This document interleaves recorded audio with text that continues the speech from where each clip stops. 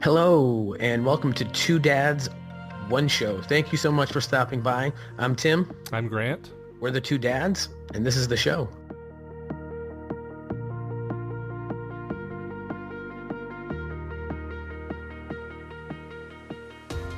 Welcome back to the show. We're so happy to have you back again. This is episode 2. To give you a little teaser of what this episode is about is what I thought about parenting before becoming a parent. Real juicy one. But before we get into that, I guess we can kind of do a little back and forth. Tim, how's your New Year's been so far? It's been off to a great start. A small hiccup in the health department. Whole family was pretty sick with kind of whatever that nasty cold was going around. So we're finally just about clear of that. But overall, it's been a great start. 2020, it's exciting. A lot of things going on. Obviously, the podcast is underway. But I have big plans this year, and so far, so good. How about you? I like that. Yeah. No, it's same thing. I think having children is right on the verge of a zombie apocalypse. Oh yeah. You really just don't know from any given day what they're going to bring to you. Whether, I don't know what it could be, but man, we were tore up from about the beginning of December through the second week of January. Wow. If it wasn't one person, it was two people. Yeah. It was just all over the place. And I'm really glad, knock on wood, that that's over with. But yeah, Amen. Super excited for 2020. I think it's going to be a great year, and took the oldest one to Frozen 2 on Saturday. So first movie ever in a theater, and how'd it go? went well. Yeah. Movie theater had like reclining electric seats.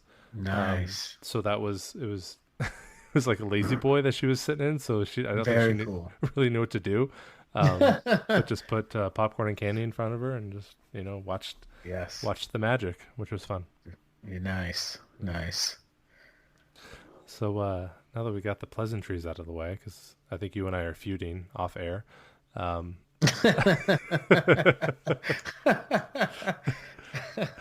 really. Ever. I think this is going to be a fun one, a fun one to get people kind of in on. What I thought about parenting before becoming a parent. This is a meaty one, I think. It is. A lot of meat on that bone. Yeah, I know that we have kind of a couple things that I think we've each kind of brought in, but do you want to tell kind of maybe your first like or holy crap, this is... Yeah, so my personality, and I can't be alone. I know there's some others out there. Some call it like procrastinating. I don't know what else to call it. So it probably is procrastinating. But even back to school, middle school, high school, when I'd have a project due, like a big book report or end of the year exam or project, whatever it might be, I would start to work on it like the night before and pull like an all-nighter and kind of barely get it by. And, that was how I just kind of dealt with things. And looking back, I think in a small way, handling the idea and the preparation and the thought of I'm going to have a baby was kind of similar. Obviously, I thought about it a lot, and then especially when the lady becomes, develops further along in the pregnancy and starts to show, you can't not think about it because the evidence is all around. But looking back, it almost snuck up on me like that 9 months. I maybe this is everybody, but at that 9 months, I went like, what the hell have I been doing? Like, yeah. I should be probably more prepared than this. You know what I mean? Yeah. And then also, side note, because I was always hard on people when I would hear things like a parent had a baby and even at the hospital, the baby had been born maybe a week later and they didn't have a name for the baby. I always go, you had 9 months to think about this. How do you not have a name ready? I kind of get it now. A name is so much to do. Like looking Yeah. back at my kids now, I can't picture them as any other name. And even now thinking about the names that we were on the fence about, like maybe this name or that name, I can't imagine them being named the other thing that we were close to naming them in both cases. So forgive me to all of those that in my mind, I really tore you down and thought you were horrible. I get it. I have a lot of grace for those people. Names are a big deal. Um, Choose wisely. Yeah, I understand. I agree with that. Also, to be 100% honest, I am a walking judgment.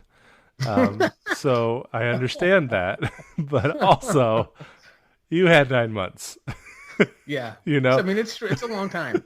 It's a long time. I know that, Charity and I, my wife, when we had a name chosen for our first, like pretty quickly. Um, and then at about 5 months, I started to get this like pit in my stomach of like, I don't think that's the name. Um, Oh. and imagine trying to bring that up. Like, I know we decided 4 months ago Yeah. that we were going to name our daughter this. And Mm, now that we've gotten this far, I don't want to name her that. That was a real I tough bet. conversation. Had you guys had anything like customized yet with that name on it? No, Oh, thankfully, that's good. Yeah. no. Um, You almost would have been stuck. but we do have, even to this day, I still have a note app on my phone that Mhm. has names that are potentials even to this day, regardless Oh yeah. of, yeah, that are still there. And Yep. then even with middle names. So, Mm. um, with on some of them, on kind of the higher tier ones, they have middle names already attached. Um, but yeah, that was, I thought it was going to Every be easy bringing it back. I thought it was going to be easy, like the name, and it most certainly wasn't. I was actually on a trip, um, about 5 hours away on like a beer drinking trip, and at in that moment, like in that drive, because we drove there, I was like, man, I was thinking about it, and I just was, I don't know if this is it. Like, I don't think this is the name. And then having to be in that trip, and then knowing that like I had to go home and have that conversation. mm. Um, I like went home, and when I got back, it was only like 2 days. Um, came back home, and I was like, I don't think this is it. And I think, and here's why. And I kind of like had a whole like list of things. You were Um, prepared. I was prepared, but then I had, because I was trying to think of, she was going to yell at me. That was my whole thought, that she was going to yell at me. We don't have that relationship where we yell, so that I was really kind of hyping myself up for it. Um, and I was like, okay, so I think these are some steps that we need to do with this, with the name. Like, we need to write it down on paper. We need to Mhm. write it with the middle names, because we have two middle names for each of our daughters, Yeah. because I have two middle names. Um, write it out, and then write out variations of that name, and then to top it off, yell that name up the stairs. Like like Not a bad idea. like get down here, whatever, and then try it with like the first name and then the first middle name, because then it's Mm. like you're in trouble, but like it's not too bad. But then you Yeah. throw in the two middle names, and then it becomes terrible. Uh, And then it uh, was kind of a way to kind of really prove that it wasn't the name. Um, uh, so I'm so glad, because we ended up with what we ended up, and it was great. And the first name we chose is fantastic, um, but we'll probably never name a child that. So so during the initial like approach on that of, mhm. hey, I think we need to rethink that name, was it like in that, was it a done deal and she agreed to it like at that point, like, yeah, I think you might be right here? I don't think, if my memory serves, I don't think it was that quick, but it was definitely pretty quick, within like a Mhm. day or two. It was more of Oh, like she was humoring me, to gotcha. be like, yeah, I guess I'll listen to this. And then I kind of explained it out. And then I think it kind of brought on enough doubt. And it wasn't like she wasn't on board. I think Mhm. it turned out that we had chosen that name um, when we first started dating, like 5 years previously. Um, Wow. and at that point, the name had become really popular in, all the lists, the baby lists and all that Yeah. stuff. And I was like, Yeah. it really started to eat at me. Like, I don't want there to be three of this name in her Yeah. first grade class. Yeah. And it wasn't just, we chose the name. It's actually Charity's middle name. Like it had purpose. But it was Yeah. just, I was like, yeah, I can't do this. So, I know that is a slight off topic, but really not, because it is before you become a parent, Yeah. trying to pick a Yep. name and all that stuff. But For sure. I guess for me, I'll kind of go and say what was kind of my first, like, oh, this isn't real. And I'm gonna use you as an example this time, if that's okay. Please. So you had your first probably 4 years before we had ours, so it was not even within our realm of having a kid yet. That I didn't understand that, like, why people were late to things when they had babies, right? Like you don't So know. true. Like Yeah. you don't know. You just think, well, the kid doesn't do anything. You just pick it up, throw it in the car, and you're good to go. Yes. Um, True. and I never understood that until, because I'm always like a very prompt human being. Like, if you're on time, you're late. You got to be a couple minutes early. You got to be ready to go, and that's not real life when you got a kid. Yeah. I mean, not even close Yes. to real So life. true. That's a big thing. That's a very big deal. Yeah, and I just never understood. Like, well, what do you mean they have a middle of the day nap? Great, let him nap on you. Right. Yeah, that's not a real thing either. Like, I will tell you, like, even to this day, we are very like, our oldest takes her nap every day at 12:30. Our youngest takes her first nap at 9:30 in the morning, and then she takes her second nap at 1:30. Like, it is, I mean, our days revolve Yeah. around those nap times, right? So to think that I was naive enough to think of, it doesn't matter. You can just do, well, yeah, whatever. You just throw it in a backpack and you're fine. Yeah. Right. Like, that is most certainly not the case. And Yeah, it is not. And we are on this side of things, we are, if we're talking early on time or a little behind schedule, we run well beyond schedule, usually to everything we're late to anyway. So in our case, it was almost like a reason, before kids, it was why are you guys always late to everything? And then it became like, people with kids at the time, like, oh, of course they're late. Like they had to get the kid ready, but we were still late before that to everything anyway. But it just became convenient to be late, or it was an actual excuse, I guess. yeah, But yeah, it is hard if they're not ready to go when you are. If they need to eat, if they just poop their diaper, like there's a million things that they have no concern about your schedule and timing, and literally anything can and will happen when it's time to go. oh, absolutely, can, It's like will, almost like does. they know a little Yeah. bit. Yeah, yeah, Oh, it's I've definitely been in that moment where you're just trying to get just get everything together, the bags and the jackets and the shoes and everything, and then all of a sudden it's just like projectile vomit on everything. yes, Like, but yeah, like directly in the diaper bag where everything was. it's like, cool, so we're just gonna stay home. Like, Yeah, yeah. There's been a couple of those texts for sure. yeah, I don't want to do anything. I'm okay. I don't need food. I just need water, and I have that at my house, so I think we're fine. It's definitely oh gosh, it's definitely something. I mean, you get better at it, you understand, like, Yeah, yeah, relatively quickly, like when you're making plans with people, like, be straight up, like, I can't do that, like, no, that's not gonna happen. Yeah. I love you, but yeah, no, that's not gonna happen.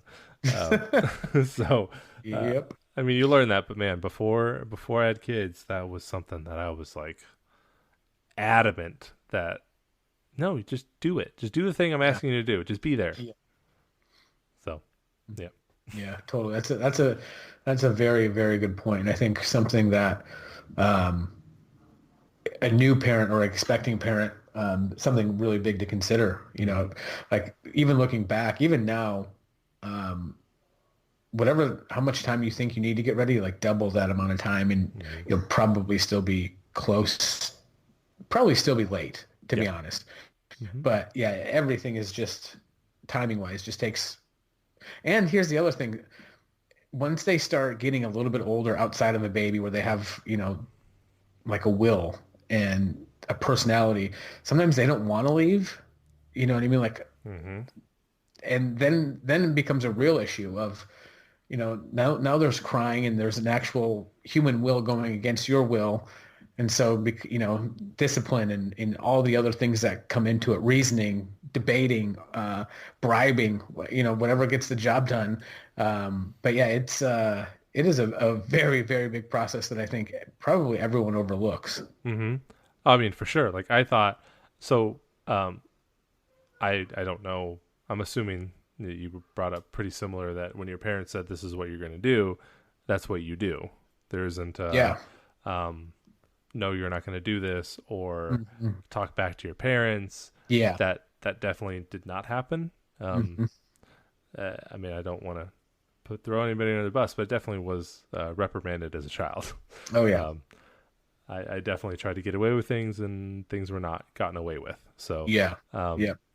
but we don't do that with our kids, and we try and reason with them. And I'm Hmm. a pretty, I don't know. I guess you could say I'm a Spock in some ways, Spock from Star Trek, where I just uh, I'm very logical and I don't understand things that don't make sense.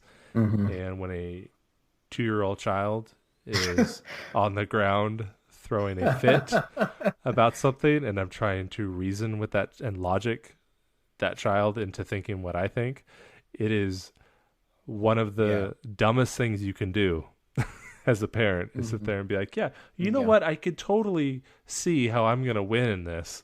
Yeah. And 2 hours later, the kid is still upset, still Yeah. doesn't want to. And all they wanted was their blanket put on them a different way. And you didn't understand why the way Yeah. you put it on them was, and then it just Uh-huh. snowballs into um, Yes. terribleness. So, Yeah. yeah, it's not great. No, that's a good point. So what about anything else as far as, okay, you found out you guys were pregnant, ideas kind of that you thought how maybe even leading up to the birth was going to go, or even after, but just so the idea is planted, you know that you guys are pregnant. Hmm. What were some of the biggest things where you thought things would be this way or go this way, and then it was kind of like, whoa, that's not how I imagined this going at all. I I mean, to be honest, I I didn't really think anything was going to be amiss, right? Like, Mhm, mhm. um, so I have three brothers. I have one older brother and two younger brothers. Well, the younger brothers are 8 and 10 years younger than I am. So I recall my mom being pregnant with my two younger brothers. So I kind of had an idea of what pregnancy was going to be like from an outsider's point of view. Sure. But then also that wasn't my child, so I get to like look and hear and just kind of remove myself from the situation. Yeah. That is not the case when it's actually your child. But I was just kind of Mhm. like, cool, like this is just another movie where someone's pregnant and then all of a Right. sudden there's a kid. And I mean, Yeah. obviously I'm not that naive, but you just kind of don't really know what you don't know. Hmm. Um, so we downloaded some apps, and I got one that was, the I don't know what the one that we used was, but it was definitely like, oh, your baby's the size of a raspberry, and then it's Yeah. whatever. Yep. I remember those. I had gotten one that was like, your kid's the size of a hammer, or your kid's the size of a nail, and I was like, it was The just, hardware edition. yeah. What I liked about it though was that it gave like me tips to do with my wife of like, Mhm. That's cool. hey, usually in this week, their ankles start to hurt more because the baby's adjusting to a different position, and kind of like that's what I liked about it because it was more like father focused. Because I didn't know what the hell I was going to do. Yeah. Um, but what I didn't think about was like things that come up within pregnancy, right? Like, um, my wife had gestational diabetes for both of our kids. Yeah. I don't, I, I don't know what to do with that. Like, Yeah. obviously we had to sit down with a dietitian and go through what was acceptable and what was not acceptable. And I just didn't even, that was not even a thought in my mind of, hey, for 3 months or whatever, we would have to completely overhaul our diet and Yeah. eat differently. And I mean, I did it. Like, my wife was wonderful and was like, hey, you can still eat however you want to eat. And I was like, absolutely not. Like, if you're going to do this, I'm going to do this too.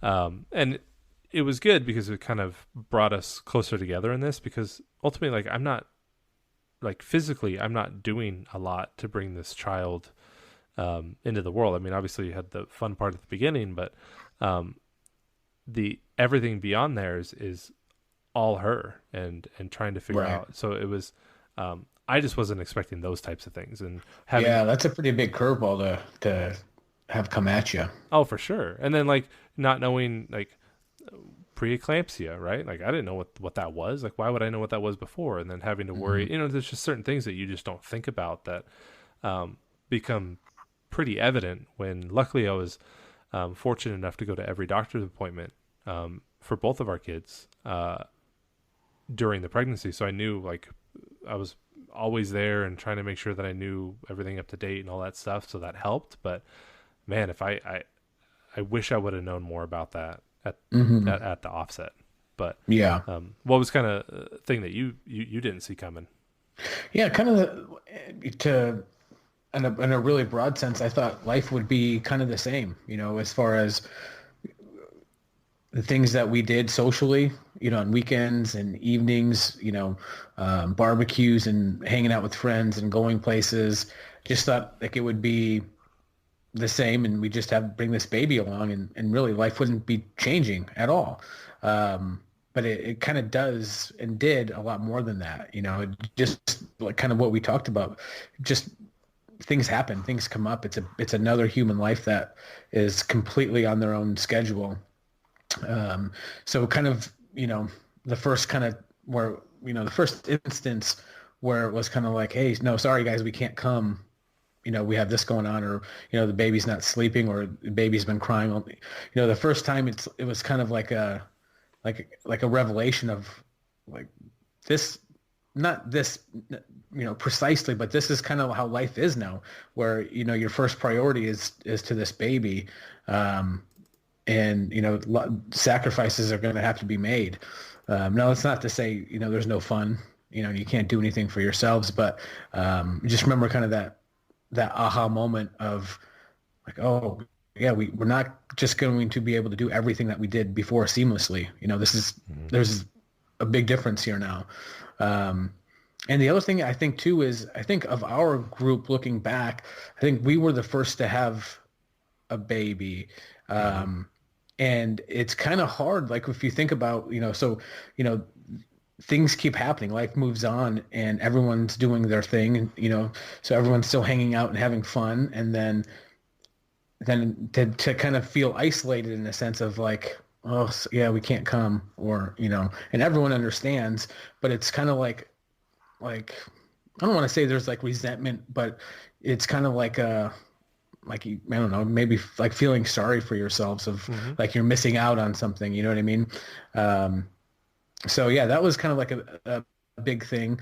But I think you just kind of have to get creative with it, and really be intentional. And the times that you can, if you are the first one to have a baby in your group or one of the only ones, the times that you can make something or attend, make sure that you do, because there's going to be times that just you won't be able to. Yeah, there's like there's a loneliness there. Like Yeah. like obviously you're there with your partner and you're there with your newborn, and there isn't a loneliness, but there is, because you're pretty quickly taken out of what you've known for years. And that is definitely something I wasn't prepared for, or didn't even think about. I didn't even know, like, well, how would I ever know about that? Or what would make me think that there is going to be a loneliness, and there for sure is. And I think what really helped in that for me was, like, I communication is tough. Hmm. It's a very tough thing, but it's always something that I'm trying to work on, and especially with my wife, it's taken many years to get to the point that we are actually like telling each other what is the real problem and not dancing around it. Yeah. Yeah. But that helped a ton, was just sitting down and be like honest, like I feel alone right now. Like we are Hmm. here, and not alone as in like um, what people assume alone is. It's just you're not in your normal routine, and your normal Hmm. routine of like, hey, every Tuesday I go play basketball with my friends, or we have Right. a game night on Saturday nights, or those things don't exist for a while. Um, and then it's isolating. Maybe alone isn't the Hmm. right word. It's isolating. You feel isolated. Yeah.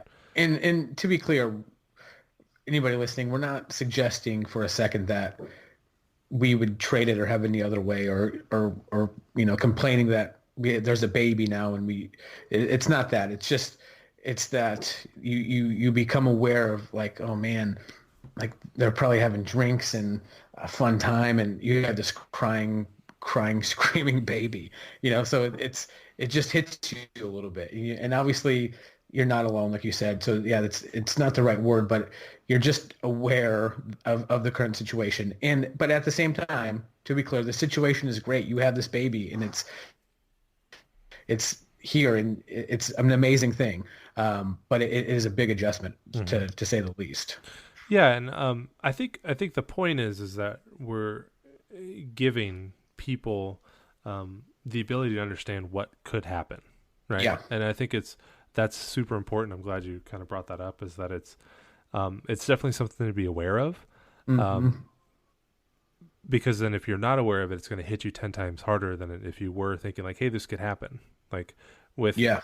like with my wife, that it was, we talked a little bit about postpartum depression before the baby came. So, you're aware of those things. And I'm glad that we talked about it, because there are signs that you can look out for and those sorts of things. Hmm. So that's how I'm seeing this, is more of just like, hey, anything can happen, and just be aware, and Yeah. be open, and be Hmm. willing to talk to a loved one, friend, whatever, that like, hey, I'm feeling this way. And um, can you help? Can we just talk about something not baby related? Like, can we, Yeah. Yeah. whatever that is, Hmm. to kind of just, because you kind of, not in a bad way, but you kind of lose a bit of your identity a little bit, Yeah. um, Yeah. Fair to say. because every conversation starts with how's the baby, or how's, Hmm. and that's it's not a bad thing. It's just Yeah. there's an adjustment to that. Yeah. I wouldn't give anything up for the kids, my wife, anything. Like, I wouldn't change any of that, but there is an adjustment to it, right? Yeah. Like, Agreed, for sure. yeah. And I think too, what you had just mentioned, um, about losing a little bit of yourself is kind of what the last year or so, something that I just became more aware of, and trying to be really intentional, is that I think to be the best husband, the best, father and parent for your kids, is that you need to have enough you time, if that Hmm. makes sense. You know what I mean? You need to be the full you. So whatever that looks like, if it's a night of the week that you need to take off and do something that's on your time that kind of recharges the batteries, or maybe you said playing basketball a day of the week, or whatever it is. I think the initial thought is, there's, at least for me, was like there's guilt Yeah. of I can't do this for myself. Like my wife's going to be home with the babies, now it just feels guilty. Like I should be there helping. But I think if you can, to be the best you, I think it only really helps in the long run. You know what I mean? Yeah. No, So a it's night or crazy. a few hours of the week, like, if you could compare and see, do it this way, or be good to yourself at the same time. I think you just become a better parent. No, it's funny because Charity and I just had a similar conversation, about 2 weeks ago, Hmm. about that. Um, and it's true. Like, to be a better person for your partner and your kids, you have to still have that time where Yeah. you can recharge as a person yourself. Yep. And that that is just the same as when you're having a kid, and even before having a kid. Like I Yep. know it's a very like feel guilty saying that, man. I Hmm. need like an hour. I need to go Yep. just do something and just clear your head. I mean, because there's enough things in this world, whether it's work or whatever that comes up that takes your mental energy, and it's just not. Hmm. You have to be able to let things go to be Yeah. able to be the best at what you're trying to Yeah. do. So Yeah. it's just funny that you bring that up because we just had that. Like, do we have to be more intentional? Yeah. It's true because you think by not by sacrificing the time for yourself, you think you're being that better partner or that better parent, but really, you're really not. Yeah, there's definitely some. It's crazy because it's being that example, right? Like, Hmm. Yeah. your kids are definitely at an age to where they watch and take in everything that Hmm. you're doing, and mine are getting to that point as well. And it's like we want to make sure that we're being the best example of what we're doing. Um, Yep. and that's definitely not something that I mean. You understand being an example, but to have specific examples of even Yeah. before we were parents, right? Of, well, I need to think about this situation and make sure that I'm making the right outwardly decision, um, Hmm. even though it may be tough. Um, it, maybe go on a slight tangent for a second. It just reminds me of when before we were having kids, but when Charity was pregnant. I vividly remember having a conversation of like, we need to make sure that if we have a disagreement, that we talk about it and try and solve it in front of the kids if it's appropriate, like, Mm. um, Yeah. and I know that we've never been yellers, so we don't sit there and yell at each other and scream and call names Hmm. or any of that stuff. That's just not what we do, but we'll talk things out. Um, and, you know, to Charity's credit, she's a lot better at handling that than I am. I get frustrated and shut down. I'm a shutter downer. Um, I think that's more. I think more of a guy thing anyway, though. yeah, that's true. Like that was like a big conversation of like, if it's an appropriate conversation to have in front of kids, obviously, Mhm. we need to sit there and kind of try and work that out. So we're setting the right example of how to handle um, situations that arguments or whatever you want to call it, Yeah. um, to where they can grow up and see an appropriate way to handle things. Yeah. Um, I That's just, really good. yeah, I just remember, I don't know why I remember that so vividly because I have an absolutely terrible memory due to concussions, ironically. Uh, Dude, you should get checked for a CTE, actually, now that I'm thinking about it. so you have to be dead to be checked for CTE. So I, I appreciate you wanting me to die. Thank you. I mean, what I'm suggesting then is maybe have the discussion that if anything ever were to, Yeah. that your brain could be studied. Okay. I'm okay with that. No, I wholeheartedly agree with you. Um, I was actually watching a documentary. I finished it today, and it was talking about it was the Aaron Hernandez documentary on Yeah, Netflix. that's a good one. It was, and they're like, "Oh, well, these four things are really glaring things that could be CTE, like anger, short to this." And then I was like, "Wow, I check all of those boxes. So cool." It's funny, when I watched it, I immediately thought of you. Did you really? No, I mean, a little bit, a little bit. Hey, you were there for the most violent of the Yeah, concussions. you were concussed, dude. You were heavily I don't know if there should be a scale of concussions, like a Richter scale. It was real bad. Um, and funny enough, for the listeners out there, it was during a basketball game in a men's league basketball game, not football. So of all the Yeah. places to get CTE, not on the football field, I don't think there's any place. But apparently in a men's league basketball game, there is a place to get CTE. We were Yeah. just to for everyone listening out there, to give us a little bit of credibility in that street cred. I, I believe, correct me if I'm wrong, we were champions that year, were we not? I believe so, but funny enough, I don't remember. I'm asking the wrong guy. You are asking the wrong. I know at some point we had taken a photo with a trophy, um, but if it was that season Funny. or not that season, I honestly don't know. It's all a blur. Uh, it is a blur. That is. Hilarious. So No, I think though that your guys, what you were just talking about, I think that's um, a really good idea, something really good to do because you always hear, on the flip side of it, or the negative side of that is, people or you know, daughters that ended up marrying abusive husbands when their dads were abusive to their moms, and you think I always thought like how you saw that your whole life, how could you, even remotely be around someone that would do that to you?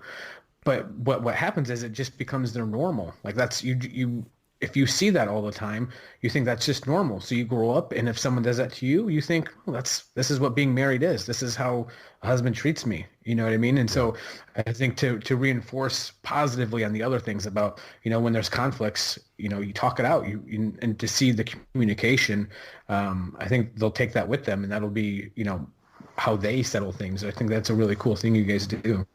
No, thank you. It was I'll be honest, it was tough to start. Like Sure, I bet. it's not an easy thing, and it's now 4 years later, and we're still getting times where it's like, "Are you okay?" Like I can tell something's up, but you've told me you're Yeah. not good or you're fine, and I know that's there's still always a work in progress, but Mhm. um, as long as you're making progress and trying, that's really what matters. Yeah. Yeah, that is. It's important.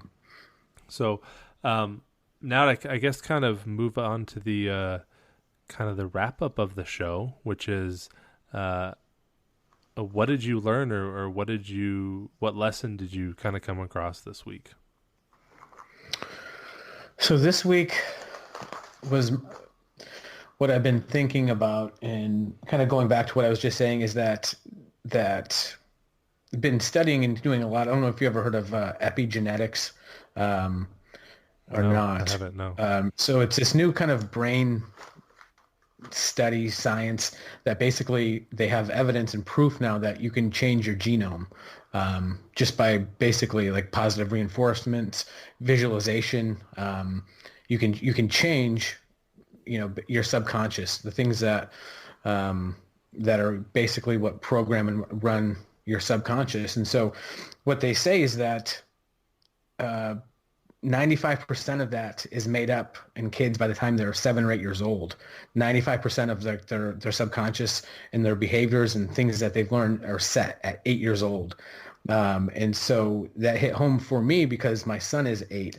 And so we've been kind of thinking about, my wife and I, how and why do we have these views of money, and what's our relationship with money? Why do we think the way we think about money? And then when we really sat down and really, really thought about it, it was that's how we were raised. The views that we have on in this particular case was money, but it's across the board was, that formed my whole view of money, whether it be good or bad. And so really kind of enforcing what you say to your kids, how you say it to them, literally are sponges, especially up until the 7 or 8 year range. And they take in everything, and the habits and things that they see us doing are the things that's going to be their reality. So for us, we wanted to change a lot of our mindset about money, and what we do with it, and on and on. So I've been trying to incorporate that with them, show them this is what we think about this is how we handle things, kind of similar to what you guys are doing, kind of that same point. But just know that, if there's something that you don't like about your life, whatever it might be, you can change that in your kids by just, reinforcing how you say things, what you say to them, something to be really conscious of, because it truly, truly, and now they kind of have like the actual science and brain scans, it literally shapes them. So be aware. Wow, that was I'll be honest, I wasn't expecting that. So that was really good. A little deep, but it just kind of one of those things where I stumbled on, and then kind Yeah. of have just gone down the rabbit hole. And some of like the research and the studies they've done, it's incredible. I mean, they say that it really starts within like the third trimester of when the baby's in the womb. Yeah. Um, so, how you treat people, your attitude, stress levels, things like that, like the kids, even before they're born, they pick up on it. So live a good life. For sure. Um, I guess for me, it's trying to be more cognizant of splitting my time equally between the girls, Mm. um, and that's hard. It's really hard because um, our oldest, like, she's 4, like she communicates fairly well, Mm. whereas our youngest is 1, and she's trying to do the communication thing, but it really kind of is starting to hit home because our youngest, like, my wife gets home before I do by a few minutes, nothing crazy. And then I Mhm. get home and uh, when I pull up in front of the house and I'm getting out of the car and grabbing my bag with my computer and all that, by the time I close the door, I usually look towards the front door and there's a window next to the front door. And usually my youngest has crawled to the window and looking out and hitting the window because Oh, she's that's cool. because she's happy, and which is Yeah. it's extremely heartwarming, obviously. Hmm. But then it's like, oh man, like I really need to make sure that I'm spending somewhat equal Hmm. time and make sure that I'm not just uh, going to do play dollhouse upstairs with my oldest, and that's not something Right. that she's old enough to do yet. So Hmm. um, it's trying to do both, and really trying to understand that yes, she may not be able to communicate, but she's picking up a lot.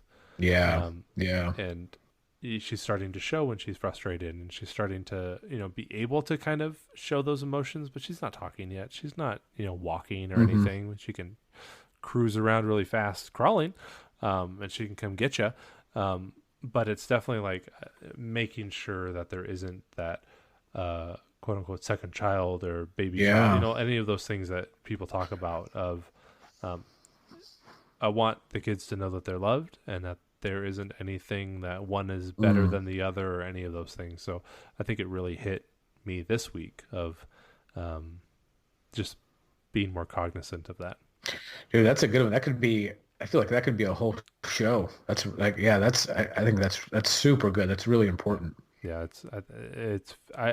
it's one of those things that I think is going to be, especially if we decide to introduce a third one into the mix, Hmm. um, like that it's going to be one of the most important things you do, because you never want 20 years from now when everybody's old enough, they're like, you never spent enough time with me. Like, I could totally see that. Right. It's like a nightmare, like you because there's nothing you can do at that point, Yeah. Yeah. um, Yeah. that you don't want Yeah. them to ever feel that way. So yeah. Yeah. So true. Well, Nicely said. thank you. I appreciate that. Well, guys, I think that's the end of episode 2. Thank you for stopping by, and we're going to be doing this every week, publishing on Monday. Please visit our website at twodads1show.com. We are on Instagram at 2dads1show podcast, and also on Twitter at 2dads1show. We want to know what you guys want to talk about. We want to hear if this is valuable to you. So please reach out and connect with us.